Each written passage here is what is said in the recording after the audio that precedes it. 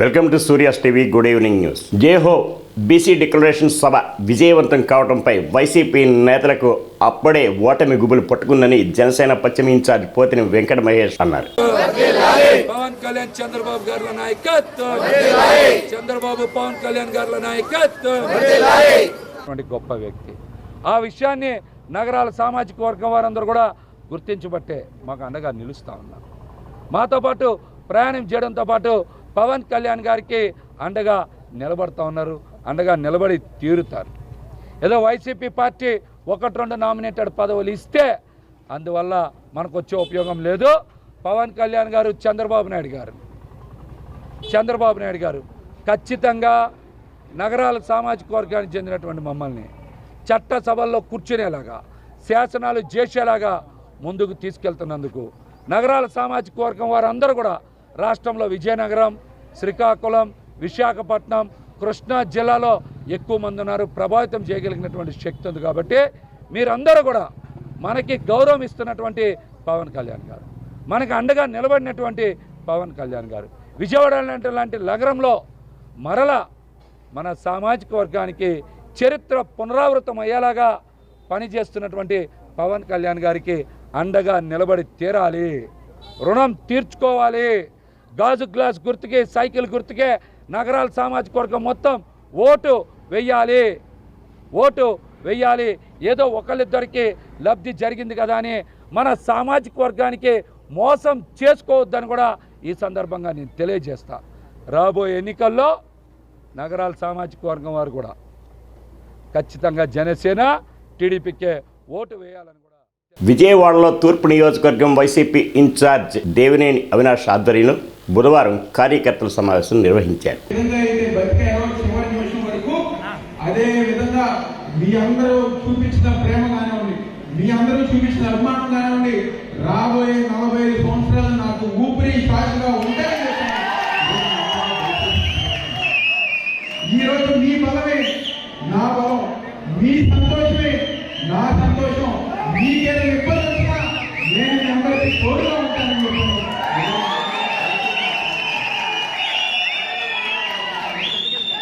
ఎందుకంటే దాదాపుగా మనం తిరిగిన ఈ 3 సార్లు ఈరోజు మగవాళ్ళు అంటే నాయకులు, కార్యకర్తలు, మగవాళ్ళు, మనందరమే మగవాళ్ళు, మనం తిరుగుతాం, పనులు ఎక్కుతాం, ఏదైనా ఎక్కుతాం. కానీ ఈరోజు వేదిక మీద ఉన్న మహిళా కార్పొరేట్లు కానివ్వండి, మహిళా నాయకులు కానివ్వండి, వాళ్ళు కూడా ఈ నియోజకవర్గంలో వైఎస్ఆర్ కాంగ్రెస్ పార్టీ జెండా ఎగరాలి, అవినాష్ గెలవాలని చెప్పని ఒక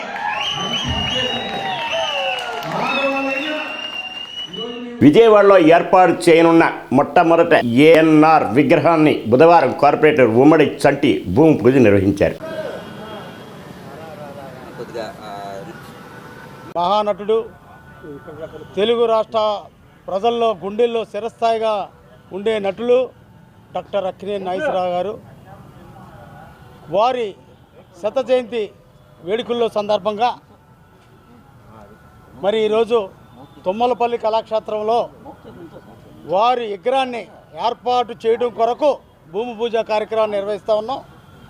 ఇందులో భాగంగా వారి అభిమానుల కోరిక మేర ఈ కార్యక్రమాన్ని నిర్వహిస్తూ ఉన్నాం. మరి ఆ రోజు కౌన్సిల్లో పెట్టి కౌన్సిల్ మీటింగ్లో ఓకే చేసినందుకు మరి విజయవాడ నగరపాలక సంస్థ కౌన్సిల్ వారికి, అదేవిధంగా మేయర్ గారికి, అదేవిధంగా ఇక్కడ ఉన్నటువంటి ఎమ్మెల్యే విష్ణు గారికి, అట్లాగే పేరున ఈ విగ్రహానికి సహకరించిన అందరికీ కూడా ధన్యవాదాలు తెలుపుకుంటా ఉన్నాం. ఇవాళ మహత్తరమైన కార్యక్రమం. ఇవాళ తెలుగు ప్రజలు ఇవాళ ఆనందించాల్సిన విషయం ఏంటంటే, ఇవాళ ఆయన సంవత్సరానికి కానీ పుట్టినరోజుకి కానీ మరి అందరు గుండెల్లో ఉంటారు. ఇవాళ విగ్రహ రూపంలో ఆయన్ని ప్రతి సంవత్సరం కూడా వచ్చి చూసుకోవడానికి ఆస్కారంగా మరి దీనికి పూర్తిగా సహకారం కూడా వసంత కుమార్ గారు, బ్రహ్మదేవి వసంత కుమార్ గారు సహకారం, అట్లాగే ఏడుకొండల గారు, రాము గారు, రాజు గారు, రాధా గారు, ఇక వగేరాలు కృష్ణారావు, ఎంతోమంది అభిమానులు, ఒక్కళ్ళు కాదు, ఇద్దరు కాదు. ఇక రాబోయే రోజుల్లో ఏంటంటే ఇక్కడికి వచ్చి సంవత్సరానికి ఒకసారి మంచి కార్యక్రమం చేసుకోవచ్చు మనం అందరూ కూడా అభిమానులు. ఎందుకంటే తెలుగు ప్రజలకి ముఖ్యంగా కూడా మనం చూసేది తలుచుకునేది ఎవరంటే నందమూరి తారక రామారావు గారు. రాజకీయంగా ప్రాధాన్యత కల్పించాలని, రాజకీయ పార్టీలకి తమ మద్దతు ఉంటుందని అఖిల భారత తొలి మదిరాజ్ మహాసభ నాయకులు మహేంద్ర మదిరాజ్ తెలియజేశారు. సంపదను కూడా మేము సేకరించి జీవనోపాధి సాగిస్తున్నటువంటి కులస్తులము. మేము బీసీలో ఇక్కడ బీసీ డి సీరియల్ నెంబర్ 19లో ఉన్నాము. మమ్మల్ని బీసీ ఏలో చేర్చడం జరిగింది. కొంతమంది వేరే కులస్తులు దానికి కోర్టుకు పోయి స్టే తేవడం జరిగింది. కాబట్టి మాకు ఇంకా బీసీ డిలోనే మమ్మల్ని గుర్తించడం జరుగుతుంది. ఈ యొక్క ఎన్నికల తరుణంలో మా ముదిరాజులకు ఏ పార్టీ కూడా టికెట్ ఇవ్వడం జరగలేదు. కాబట్టి మా యొక్క డిమాండ్ ఏమంటే ఈ ఎన్నికల్లో ఖచ్చితంగా ఈ ఎన్నికల తర్వాత కానీ ఎన్నికల ముందు కానీ మాకు హామీ ఏ పార్టీ అయితే ఇస్తుందో వారికి మా యొక్క పూర్తి మద్దతు, మా యొక్క పూర్తి ఓట్లు వేయడం జరుగుతుందని చెప్పేసి అఖిల భారతీయ కోలి ముదిరాజ్ మహాసభ తరఫున నేను చెప్పడం జరుగుతుంది. అంతేకాకుండా పార్టీకి అతీతంగా ఈరోజు మా కులస్తులు, మా కుల పెద్దలందరూ కూడా ఈ వేదిక మీద వచ్చినందుకు వారికి నా యొక్క ప్రత్యేక ధన్యవాదాలు. అదే కాకుండా ఆంధ్ర రాష్ట్రంలో దాదాపు 40 లక్షల మంది జనాభా కలిగినటువంటి కులంగా పేరు పొందినటువంటి ముదిరాజ్ కులస్తులకి ఖచ్చితంగా అన్ని పార్టీల వారు రాబో ఎన్నికల్లో మంచి అవకాశము, నామినేటెడ్ పోస్టులు కానీ ఎమ్మెల్సీ పదవులు కానీ రాజ్యాధికారం ఇవ్వాలని చెప్పేసి ఈ ప్రెస్ మీట్ ద్వారా నేను కోరడం. 27వ డివిజన్ దుర్గాపురంలో తెలుగుదేశం పార్టీ నూతన కార్యాలయాన్ని బుధవారం టీడీపీ పార్టీ పొలిట్ బ్యూరో సభ్యులు బొండా ఉమ ప్రారంభించారు.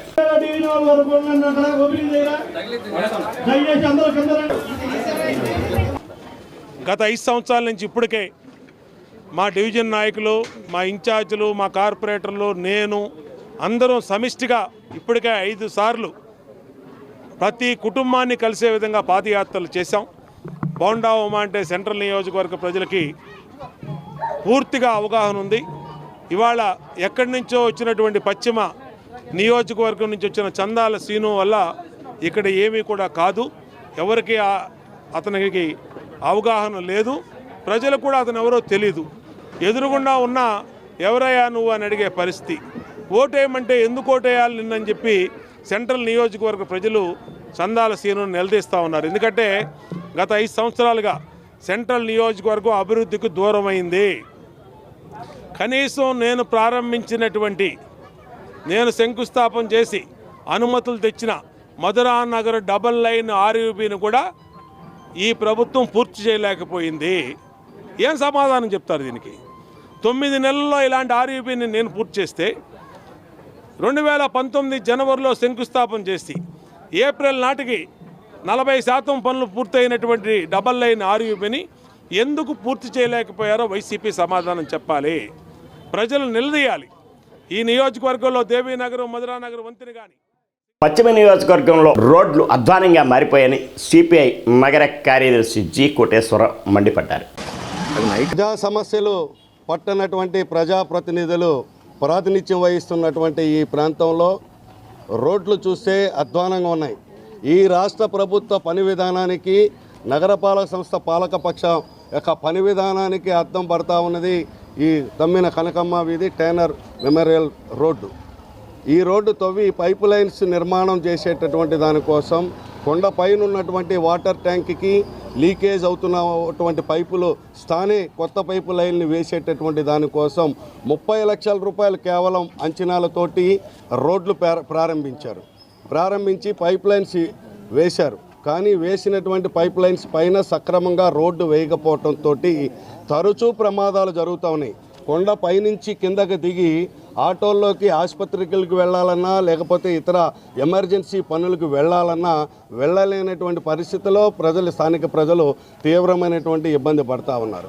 గత నెల 7వ తారీఖున సిపిఐ ఆధ్వర్యంలో కమిషనర్ గారికి అలాగే మేయర్ గారికి మా కమ్యూనిస్ట్ పార్టీ నా స్థానిక పార్టీ నాయకత్వము అలాగే మాజీ కార్పొరేటర్ రమణబాబు వీళ్ళందరూ కూడా మెమోరాండం విజ్ఞాపన పత్రం చేశారు. నెల రోజులు దాటిపోయింది. చెవిటి వాని ముందు శంఖం ఊదినట్లుగానే ఉంది తప్ప ప్రజా సమస్యలు పట్టించుకునేటటువంటి పరిస్థితి లేదు. 30 లక్షల రూపాయలు కూడా కాంట్రాక్టర్కి చెల్లించలేనటువంటి పరిస్థితుల్లోనే ఈరోజు ఈ రోడ్డు నిర్మాణం పూర్తి కాలేదనేటటువంటిది వాస్తవం. కానీ మేయర్ గారు చూస్తే నాయి బ్రాహ్మణులు జేఏసీ విచ్ఛిన్నం చేయడంలో కొంతమంది ఆధారాలు లేని ఆరోపణలు చేస్తున్నారని రాష్ట్ర దేవాలయాలకి నాయి బ్రాహ్మణులు జేఏసీ అధ్యక్షులు రామదాస్ మండిపడ్డారు. ద్వారా మరియు ఎలక్ట్రికల్ మీడియా ద్వారా వాట్సాప్లో ప్రింట్ మీడియా ద్వారా తప్పుడు ఆరోపణలు చేస్తున్నారు. వాళ్ళని మా జేఏసీ ద్వారా తీవ్రంగా ఖండిస్తున్నాం. డబ్బులు వసూలు చేశారని వసూలు చేశారని మా మీద తప్పుడు ఆరోపణలు, ఎటువంటి రుజువు లేని నిరాధారమైన ఆరోపణలు చేస్తున్నారు. వాటిని తీవ్రంగా మా జేఏసీ తరపున ఖండిస్తున్నాం. వాళ్ళు కోనసీమ జిల్లా చెందినటువంటి శ్రీ బాలబాలాజీ దేవస్థానంలో గతంలో ఎప్పుడో వాళ్ళు దేవస్థానం 37 మంది పనిచేసేవాళ్ళు. దాంట్లో మా జగన్మోహన్ రెడ్డి పుణ్యమా అంటూ 1 టన్ జీవో రావడం వల్ల రాష్ట్రంలో అన్ని దేవాలయాల్లో 2000, 1000 రూపాయలు, 2000 వచ్చే వాటిని జగన్మోహన్ రెడ్డి పుణ్యం అంటూ జేఏసీ ద్వారా సాధించుకుంది. మినిమం 20,000 రూపాయలు కనీస వేతనం. అలా సంతోషంగా ఉండే టైంలో కొంతమంది వ్యక్తులు రాజకీయ సౌలభ్యం కోసం తప్పుడు ఆరోపణ చేయడం కోసం, ఆ జేఏసీని చీల్చడం కోసం తప్పుడు ఆరోపణలు చేస్తున్నారు. కొంతమంది రాజకీయ సౌలభ్యం, కొంతమంది ప్రతిపక్ష నేతలు కానీ వేరే వాళ్ళు కానీ రాజకీయ సౌలభ్యం ఎదుగుదల కోసం, మా ఎదుగుదలను వారవలేక మా ఔన్నత్యాన్ని, ఐకమత్యాన్ని చీల్చడానికి వాళ్ళు ప్రయత్నిస్తారు. కానీ అది జరిగే విషయం కాదు. ఈ మీడియా దూరంగా తెలియపరుస్తున్నా, మీరు ఎన్ని చేయండి, ఎన్ని కుతంత్రాలు చేయండి, తప్పుడు ఆరోపణలు చేయండి, మా జేఏసీ ఎప్పుడు ఐకమత్యంగా అందరం కలిసిమెలిసే ఉంటాం. ఎవరో కొంతమంది దుష్టశక్తుల్ని తీసుకొచ్చి జీవో వచ్చిన 5 నెలల తర్వాత తప్పుడు ఆరోపణలు చేస్తున్నారు. అవి మేము తీవ్రంగా ఖండిస్తున్నాం. ఎందుకంటే వాళ్ళ దేవస్థానంలో 37 మంది పనిచేశారు శ్రీ బాలబాలాజీ దేవస్థానంలో. ఉత్తరాంధ్ర ప్రజలు ఓట్లు కొల్లగొట్టేందుకు మరో దొంగ నాటకం జగన్మోహన్ రెడ్డి తెరతీశారని సిపిఐ రాష్ట్ర కార్యదర్శి కె రామకృష్ణ విమర్శించారు. రాబోయే ఎన్నికల దృష్టిలో ఉంచుకొని మరోమారు ఉత్తరాంధ్ర ప్రజలలో ఓట్లు కొల్లగొట్టడానికి జగన్మోహన్ రెడ్డి గారు విశాఖ రాజధానిగా ఉంటుంది, రేపు ఎన్నికల తర్వాత ఇక్కడి నుంచే ప్రమాణ స్వీకారం చేస్తాను, క్యాపిటల్గా కూడా ఎగ్జిక్యూటివ్ క్యాపిటల్గా కూడా దీన్ని కొనసాగిస్తామని చెప్పి ఆయన మళ్ళీ ప్రకటించారు. అంటే ఇప్పటికే నీవు ఏదైతే 3 రాజధానులు అన్నావో ఆ బిల్లు ఉపసంహరించుకున్నావు, కోర్టులో కూడా నీకు స్పష్టంగా వ్యతిరేకంగా వచ్చింది. నీవు అక్కడ అమరావతి రాజధాని అభివృద్ధి చేయలేకపోయావు. మరోవైపు కర్నూలులో న్యాయ రాజధాని చెప్పి కనీసం హైకోర్టు అక్కడ పెడతాననే కూడా ఢిల్లీకి ప్రపోజల్ కూడా పంపలేకపోయావు. ఆ రకంగా రాయలసీమ ప్రజలను మోసం చేశావు, అమరావతి ప్రజలు నిట్ట నిలువునా ముంచావు. మళ్ళీ ఇప్పుడు ఉత్తరాంధ్రలో ఓట్ల కోసం విశాఖ రాజధాని డ్రామాలు ఆడుతూ ఉన్నావు. నీవు 5 ఏళ్లలో ఏమి చేయలేకపోయినావు. ఈ రాష్ట్రంలో ఒక ప్రాజెక్టు కానీ ఒక పరిశ్రమ కానీ ఏది కూడా అభివృద్ధి చేయలేని అసమర్థుడుగా మిగిలిపోయి ఇవాళ ప్రజలు ఓట్లు వేసే పరిస్థితి లేనప్పుడు మళ్ళీ 3 రాజధానుల పేరుతో ప్రాంతీయ తత్వాన్ని రెచ్చగొట్టడానికి, తద్వారా ఓట్లు లబ్ధి పొందడానికి నీవు దొంగ నాటకాలు ఆడుతూ ఉన్నావు తప్పితే ఇది ఏ రకంగా కూడా ప్రజలు ఆమోదించరు. ఎందుకంటే దాదాపు గత 4 సంవత్సరాలుగా అమరావతి రైతులు అక్కడ పోరాటం చేస్తూనే ఉన్నారు. రాష్ట్ర ప్రజలందరూ కూడా అమరావతి రాజధానిగా ఉండాలని కోరుతూ ఉన్నారు. నిజంగా నీవు చెప్పే దానిపై నీకు ఏమాత్రం చిత్తశుద్ధి ఉన్నా నీవు 3 రాజధానులు అజెండాలో పెట్టు, నీ ఎన్నికల మేనిఫెస్టోలో పెట్టి ఆ పేరు మీదుగా ఓట్లు అడుగు, మళ్ళీ నీకు అధికారం వస్తే ఖచ్చితంగా నీవు పెట్టుకోవచ్చు. కాబట్టి ఏమంటే గతంలోనే నీవు మోసం చేశావు. అంతకుముందు ఏనాడు 3 రాజధానులు 2019 ఎన్నికలకు ముందు మాట్లాడలేదు. పైగా నీ పాదయాత్రలో చాలా క్లియర్గా చెప్పావు, చంద్రబాబు నాయుడు ఇక్కడ రాజధాని కట్టలేకపోతా ఉన్నాడు, నేను వస్తే రాజధాని కడతానని చెప్పావు. బ్రహ్మాండమైన రాజధాని కడతానన్నావు.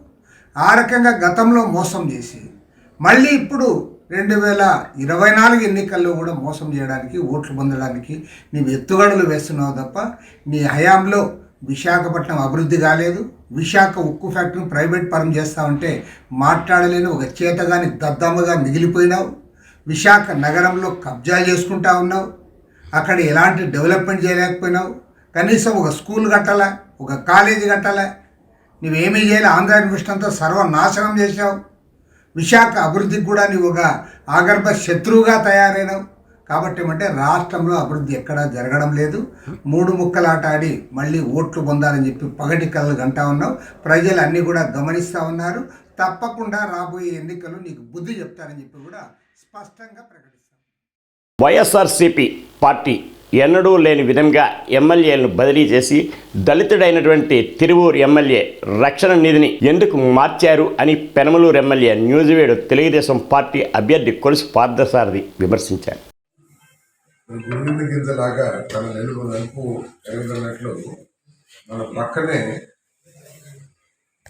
తిరువురు నియోజకవర్గం కేవలం దళితులైన కారణంగా 2 సార్లు ఎమ్మెల్యేగా గెలిస్తే కూడా ఏ విధంగా నిర్దాక్షిణ్యంగా అభ్యర్థిని మార్చేశారో మనం చూసాం. అంతేకాకుండా రాజకీయాల్లో కూడా ఎమ్మెల్యేని కూడా ట్రాన్స్ఫర్ చేసే విధానాన్ని తీసుకొచ్చిన వైఎస్ఆర్ కాంగ్రెస్ పార్టీ మరి ఈ విధంగా మాట్లాడటం కరెక్ట్ కాదు. గెలుపు అవకాశాన్ని చూసుకుని పార్టీ అన్ని కోణాల్లో ఆలోచించి అభ్యర్థులు మార్చడం అనేది ఏదో కొత్త విషయం కాదు. వైఎస్ఆర్ కాంగ్రెస్ పార్టీ కూడా ఎన్నడూ లేని విధంగా ఎంతో మంది ఎమ్మెల్యే దాదాపు 50 మంది ఎమ్మెల్యేని మార్చేసిన విషయాన్ని కూడా మరి ఎమ్మెల్యే గారు ఈ నూజివీడు శాసనసభ్యుడు గుర్తుంచుకుంటే మంచిదని చెప్పేసి తను వైసీపీలోకి వెళ్లడం లేదని రావరపాడు మాజీ సర్పంచ్ కొల్లా ఆనంద్ కుమార్ తెలియజేశారు. ఉదయం సిండికేట్ బ్యాంక్ కాలనీలో మా బంధువులింట్లో ఏదో చిన్న కార్యక్రమం ఉంటే నన్ను పిలవగా నేను అక్కడికి వెళ్ళాను. ఆ కార్యక్రమంలో కొబ్బరికాయ కొట్టి వెనక వస్తుండగా ఎమ్మెల్యే గారు వంశీ గారు నన్ను పిలిచి పలకరించారు. నేను మామూలుగా ఫార్మాలిటీగా ఒక పలకరించాను. దాన్ని అక్కడ ఒక ఫోటో తీసి ఆ ఫోటోని వైరల్ గా మార్చి నేనేదో వంశీ గారి గుడికి వెళ్ళిపోయాను, వంశీ గారితో కలిసి పనిచేస్తాను అని చెప్పేసి పిచ్చి పిచ్చిగా రాస్తా ఉన్నారు. అటువంటిది ఏమీ లేదు. నేను యాదగిరి గారితో పాటు ఉన్నాను, తెలుగుదేశం పార్టీలో ఉన్నాను. ఇదందరూ కూడా గమనించగలరు. ఎటువంటి ఫేక్ ఎటువంటి పరిస్థితుల్లో నమ్మొద్దని చెప్పేసి అందరికీ మనవి చేసుకున్నాను. Thank you. ఈ వార్తలు ఇంతటితో సమాప్తం.